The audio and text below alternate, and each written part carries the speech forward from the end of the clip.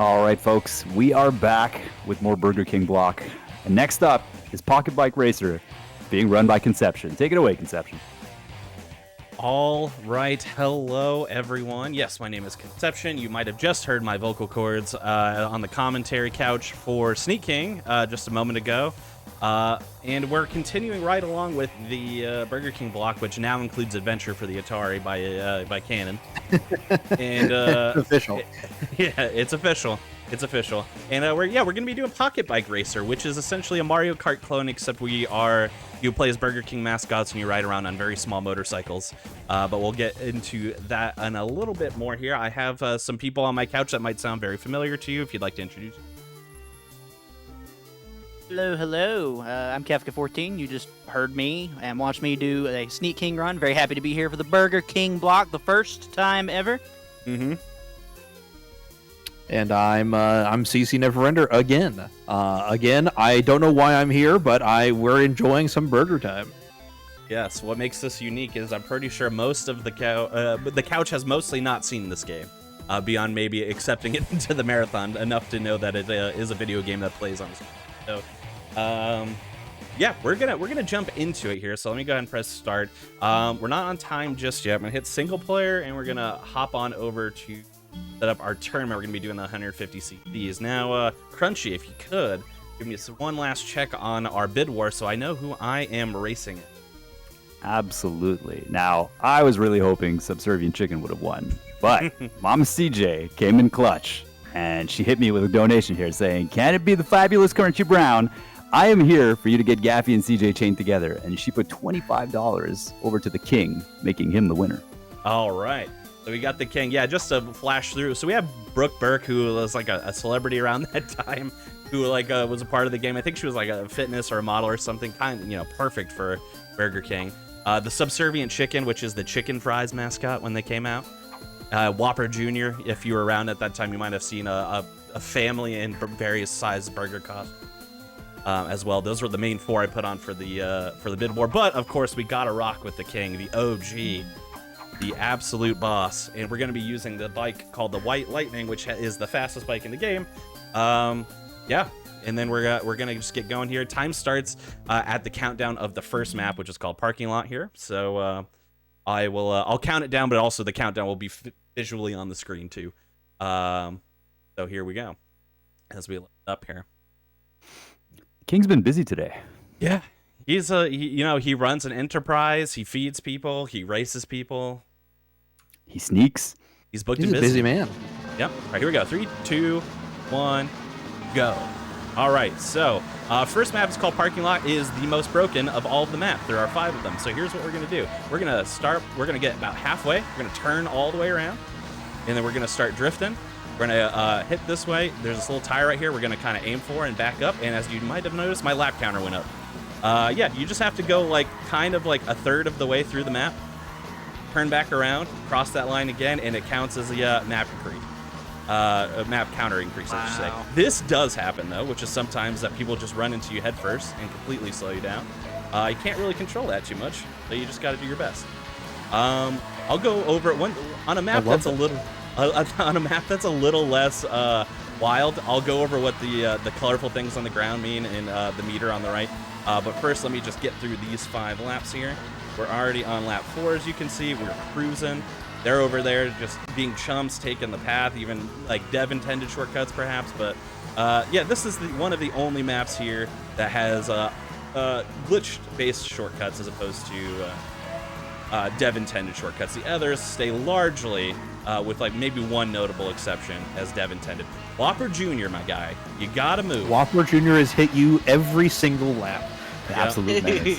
He's got to been the giant burger costume, man. It's got a hitbox the size of a Whopper. Yeah, he is powerful. He is large and in charge.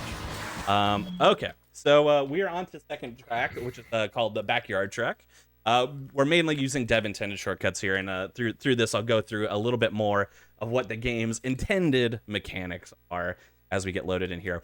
First thing I'll point out is as we get the countdown, in Mario Kart, like you hold the accelerate button around like the 2-ish mark to get that initial boost.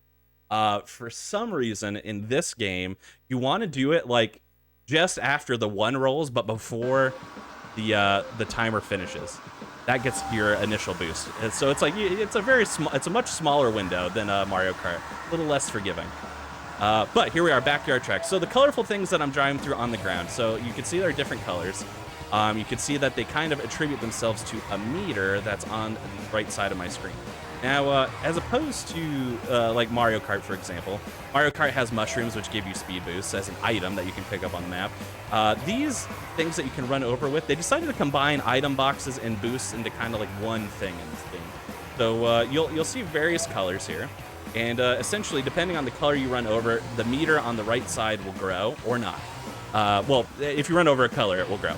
But it might only grow a little or a lot. And so either, what you can do with that meter, either you can press the B button and utilize it as a boost, and you can see the meter will decrease by a certain amount. Or you can use the meter on the right, and as you can see, there's like different tiers, different circles that are kind of that are attributed to various points in the meter. Those are items. So you can either stack up your meter to get like a really powerful item near the top, or as soon as you get a meter, you can utilize a power up, and whatever those power ups be. They could be a variety of different things. The first one there, that shield, it's actually way more. Even though it's the first item that you can pick up, it's actually quite a powerful item. The shield not only protects you from other projectiles coming your way, but if you bump into somebody with the shield, they get like flung. Which is, for racing, it doesn't matter too much. But for other modes in this game, because there's like a battle royale mode and stuff like that, it matters a lot. But we're unfortunately not going to be utilizing any items, because boosting and getting through the maps fast is the main intention. So we might get hit by items once or twice, like landmines in the road, or you can shoot rockets at people, or there is a particularly evil one that somebody can hit you with that reverses your controls. So right is left or left is right, and it's instantaneous. It's instantaneous. So like if you're like mid-drift, you get hit, you're going to start drifting the other way and fall off or something. That happens all the time. So it's a little scary. It's a little scary. But that's backyard track. A lot of unintended shortcuts there. Cutting through that fence section, cutting through the bushes, things like that, and then hopping the fence over at the end across the finish. All dev intended shortcuts in that. This is, just from looking at this is clearly the best of the 3 Burger King games. There's a lot of in-depth stuff. There's a lot of in-depth stuff going on here. I actually really like what I see. Weirdly, like yes. It looks playable. It looks fun. Yeah. This is I would say it is a mostly completely competent game in terms of like coding and programming. There are a few weird quirks that will actually, this map in particular could show off one of them. One weird quirk is, I said I'm using this bike that's called the Lightning, which has the biggest top speed in the game by far, but it handles awful as a trade-off. So because of that, oftentimes I will be like I'll be drifting, and drifting is really hard in this bike. You just kind of power slide endlessly, and you'll run into walls. And for some reason, walls in this game are like, they're like glue. Like you'll run to a wall and you'll just stay stuck to it. So sometimes I will take corners extra slow just to not run into the wall. Then I won't be able to kind of maneuver against it. It'll just keep me stuck there for an unnecessary amount of time. This map's called King's Garden. There is one non-dev intended shortcut that uses a dev intended shortcut as its basis, which comes up here. The other main tricky thing is this white boost you want to try to get, but for some reason it kind of is dependent on the direction that you're going, whether or not you'll grab it or not. If you kind of hit it straight on or too straight on, it won't activate. But if you don't hit it straight on, then it will activate. You kind of want to try to drift into it, so you get the way. And then here's the shortcut here. So you can see there's a ramp, so that is obviously intended for you to take a shortcut of some kind.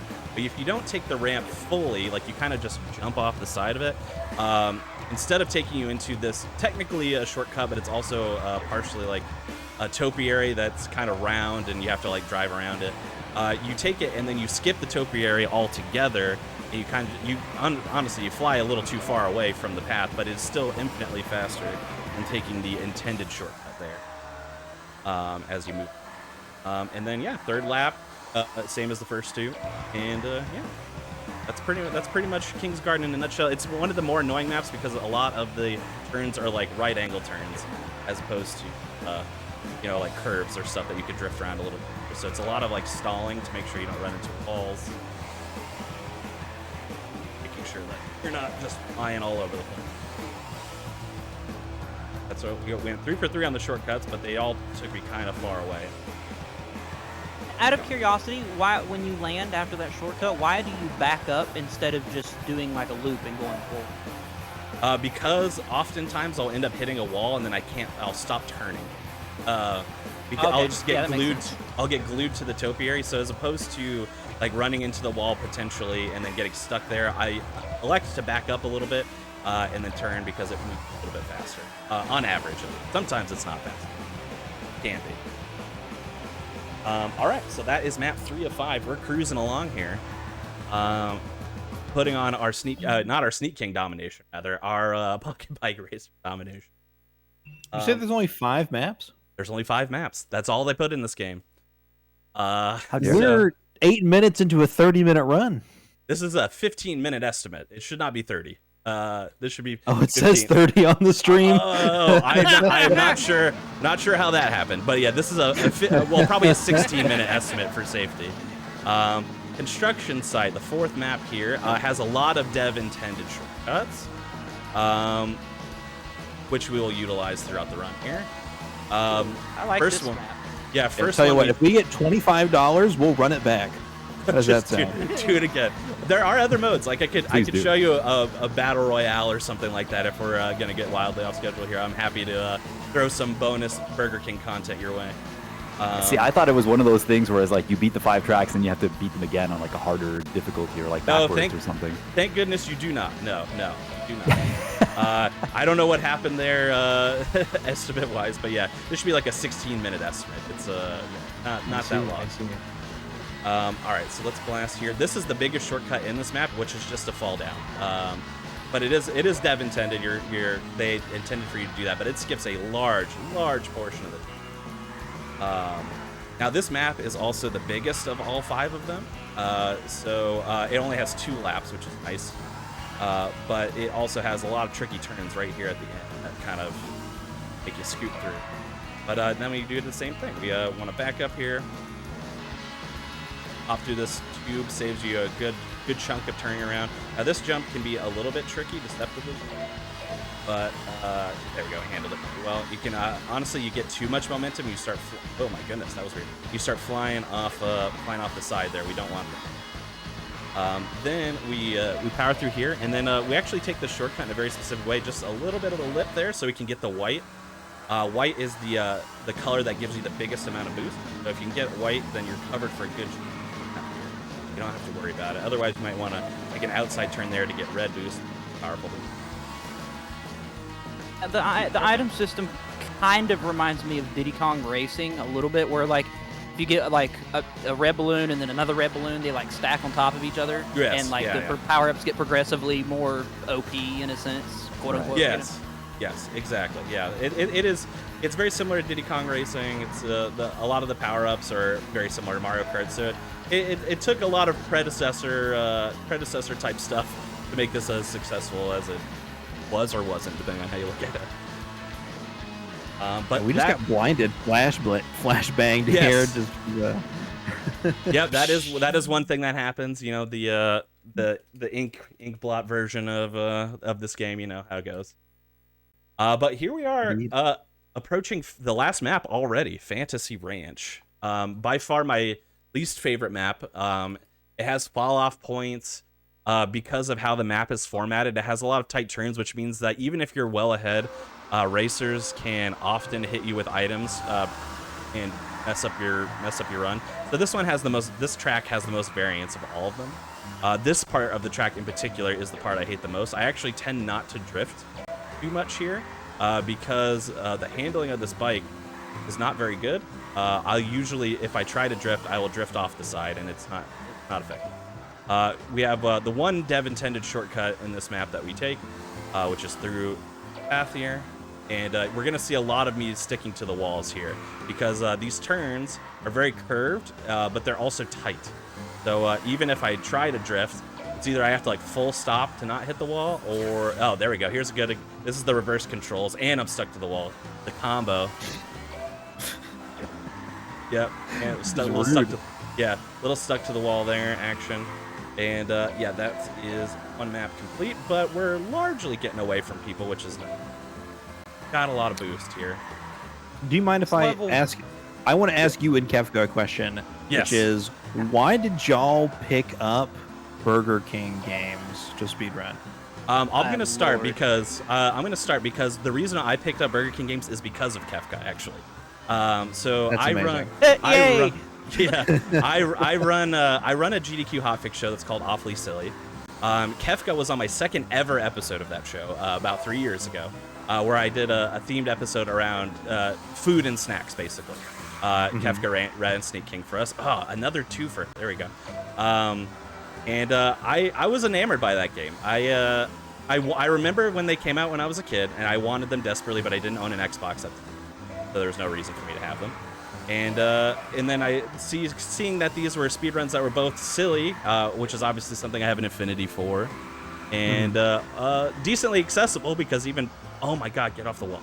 Even buying them nowadays, they're about the same price as they were back then, so they have not appreciated in value at all. And yeah, I learned not only Sneak King as a result of that, but I learned all three. I oftentimes run all three in one continuous block and call it the Have It Your Way showcase. That's good. Yeah, like and that. which I beat all three. A category of all three in under an hour is the challenge. It's a good challenge. I dig Yeah, that. it's very, very fun. Very, very fun. But for Kefka, And then I'm sure, Kefka, yeah. How did you Kefka, get- what did you my, pick up? yeah, my story's a little stranger. And I just like for the this. record, It always does. time. There we go. Hey, GG. Yeah. Very good, dude. Wait, Yeah, does the that- king dance at the end of all this like he did in No, Sneak King? 'Cause that'd he be- gives a little fist bump, but that's it. There's Ah, not okay. a lot of fanfare there. Fair enough. You just get this nice congratulations. Kefka, I want to hear your story. Yes, yeah. Give us the story. Oh, yeah. So, back in like 2014, late 2013 or so, when I first started speedrunning in general, I had a friend who randomly went to a GameStop, saw a copy of Sneak King, thought it was hilarious. He knew I was into speedrunning, and he bought it for me as a joke and gave it to me at a party and said, "Oh, you should speedrun this." And I was like, you know what? I think I will, and I did. No one challenges I was like, you. I was like, all right. All right, fine. You know what? I'll even get it into a GDQ, and I did. Yeah, we Amazing. sure did. That's crazy that your friend challenged you on a joke, and you're like, "I'm gonna take it to the top. I'm gonna get the world record, and I'm gonna show it off on the biggest stage." I love it. Literally the mindset. I was like, I'm gonna do it legit. Heck with it. So I just Yep. did. And it was And fun. you That's sure great. did. But yeah, that's all. Yeah, apologies for whatever happened with the estimate there. If needed, yeah, like I could show off Battle Royale if you want, but I know we're a little bit behind, but there's some schedule changing going on, so I will leave that up to the producer.